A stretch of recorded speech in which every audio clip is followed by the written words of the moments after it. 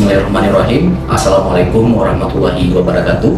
Perkenalkan, nama saya Dr. Gigi Taufiki Hidayatullah, spesialis kedokteran gigi anak. Saya merupakan salah satu staf pengajar di Departemen Ilmu Kedokteran Gigi Anak, Fakultas Kedokteran Gigi, Universitas Syekh Kuala, pada prodi pendidikan kedokteran gigi dan prodi profesi dokter gigi.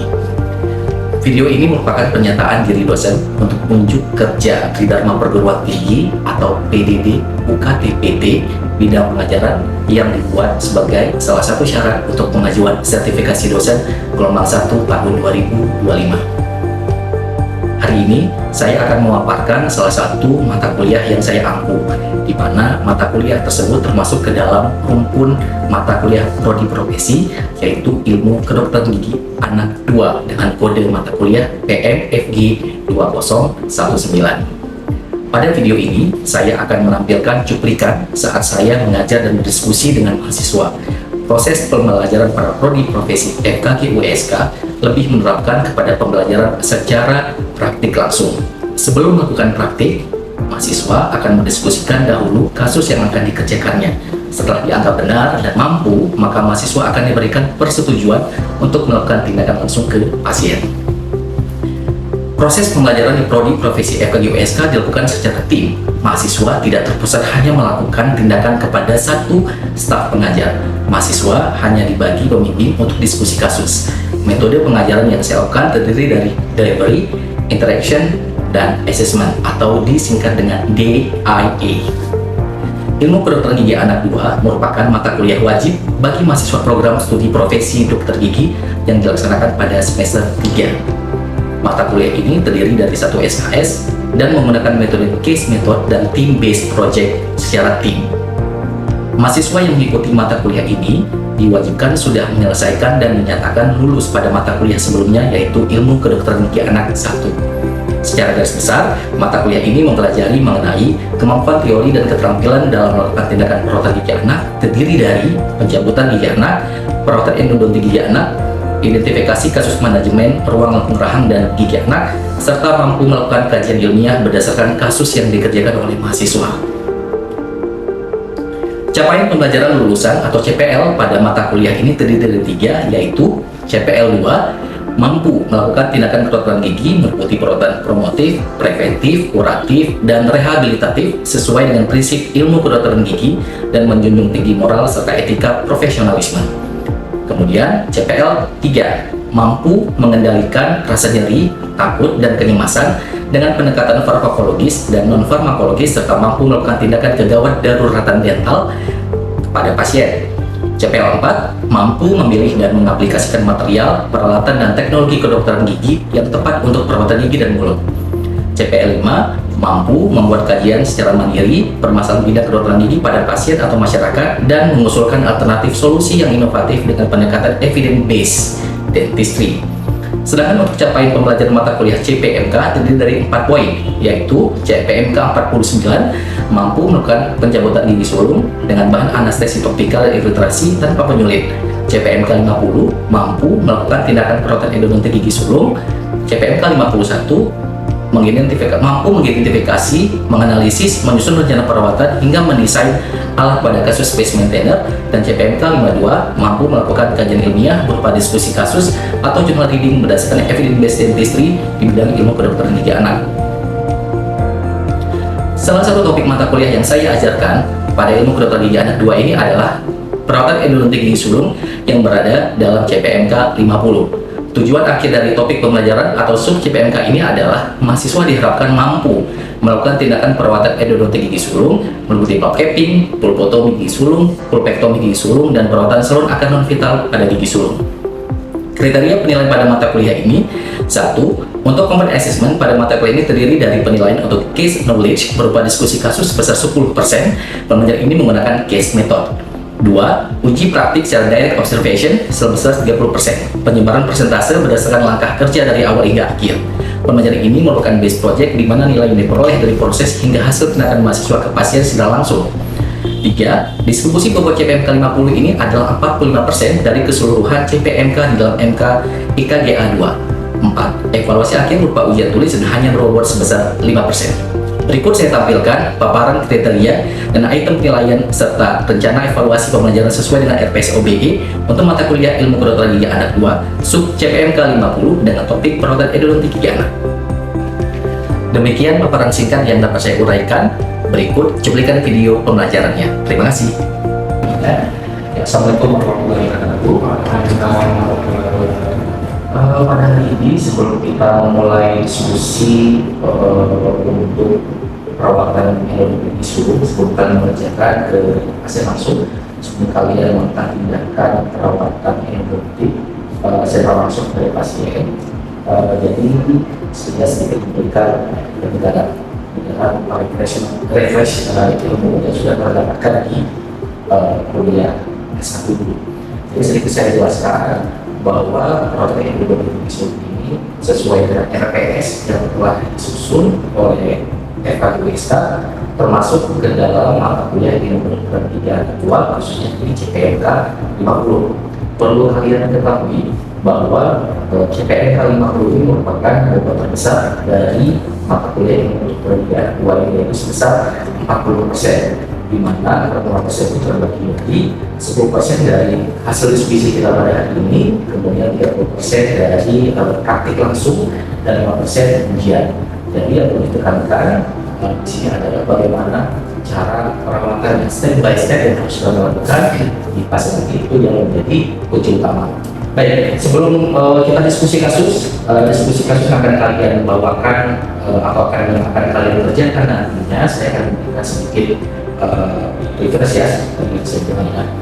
Pertama, ketika ingin merawat satu gigi sulung yang paling penting adalah ada di morfologinya, ya bentuk, kemudian bagaimana saluran gigi sulung tersebut, perjalanan penyakitnya, pemeriksaannya, dan prosedur yang perawatan. Jadi perlu ada ketahui bahwa jangan ujuk-ujuk ketika melihat pasien langsung ke rencana perawatan, tetapi harus tahu dulu dasarnya dulu ya. Pertama, bentuk jalurnya, bentuk saya sebagai bentuk ini ya, kita kan sudah sama-sama mengetahui ya, sudah dapat waktu di S1 dulu bagaimana gigi sulung ya, bagaimana gigi permanen ya. Jadi di sini pada gigi sulung akannya lebih lebar, lebih konvergen ya, dan itu pasti tentunya peluangnya itu lebih dekat dibandingkan dengan gigi permanen. Kemudian perbedaannya, ini perbedaannya cukup simpel sebenarnya, gigi sulung, gigi permanen. Jadi ini merupakan kompetensi dasar yang harus sudah diketahui oleh dokter gigi, termasuk dokter gigi muda, karena dari di S1 sebelum termasuk produk profesi sudah mendapatkan ilmu ini. Kemudian ini sedikit saya jelaskan yang anatomi ya. Kalau sudah membacanya bagaimana anatomi dari berupa di pergiginya ya, antara atas, antara bawah, supaya. Nah, tujuan dari perawatan endodontik gigi sulung ini adalah mempertahankan integritas dan kesehatan gigi sesuai dengan bentuknya. Jadi gigi sulung ini tidak boleh dianggap remeh karena dia akan menentukan hasil dari si benih gigi permanen. Kalau gigi sulungnya rusak, pasti benih gigi permanennya akan ikutan rusak ya. Kualitasnya jadi kurang baik dan berkurang dan mantap ya. Jadi itu yang harus disadari. Tapi ada pula kadang-kadang gigi yang sudah tidak bisa dirawat, jangan diinformasikan kepada pasien bahwa ini masih bisa dirawat. Kalau memang sudah tidak bisa dirawat, kalau sudah terbaik pasien yang harus dilakukan jangan dipaksakan untuk dirawat. Yang paling penting itu adalah eliminasi bakterinya. Bagaimana cara eliminasinya? Yaitu bekerja dengan cara yang dilakukan nanti pekerjaannya ya, repakasi, observasi makanannya, dicuci, yang kita dengan apa ya. Jadi setiap karakteristik gigi sulung itu punya berbeda-beda penanganan ya, tergantung dari diagnosisnya ya. Jika dia mengalami abses, beda diagnosis, beda vital, beda seperti itu. Nah, ini diagnosisnya dan di buku kalian juga sudah dilakukan step by step-nya, bagaimana kue medisnya, kue dentalnya, kemudian objektif itu sudah biasa ya. Dari semua perawatan pada pasien ini merupakan hal yang paling sudah menjadi SOP ya, ketika kita ingin melakukan satu diagnosis. Ya, sekarang kita akan masuk di sesi diskusi. Ya, tadi saya sudah menjelaskan pada semuanya bagaimana perawatan yang rutin dan khusus hingga bagaimana perawatannya. Dan sini ada kasus, saya berikan satu contoh kasus. Di sini ada gigi depan beliau atas ya, pada seorang anak usianya kurang lebih 3 tahun. Ya, keluhannya sakit tidak bisa untuk makan, tidak ada jenis spontan, tidak ada informasi, tidak ada kemerahan ya, pada dan tulangannya, usi dan lokasi positif. Ini tentunya sudah kelihatan dengan ada di sini bahwa pada puluhannya terbuka, itu sudah jelas dan diobservasi dengan perawatan program kita. Nah, sekarang coba sebenarnya kalau lihat kasus ini, ya, yang dibaca kasusnya ada anak usia 3 tahun, jadi spontan berbanding tanpa penyebab makanan minum. Kita lakukan tes palpasi, uji palpasi positif, positif. Ya, palpasi positif. Nah, kira-kira tes vitalitasnya dua atau tidak?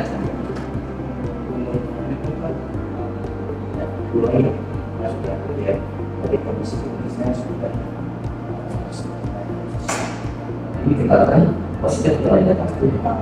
Ada persoalan negatif ya. Ada yang bisa menjelaskan kira-kira ini kan dia sakit ya, kira-kira kenapa sakitnya itu dari mana? Jawab kalau dari kondisi giginya kemungkinan besar dari kesempatan jadi prosesnya.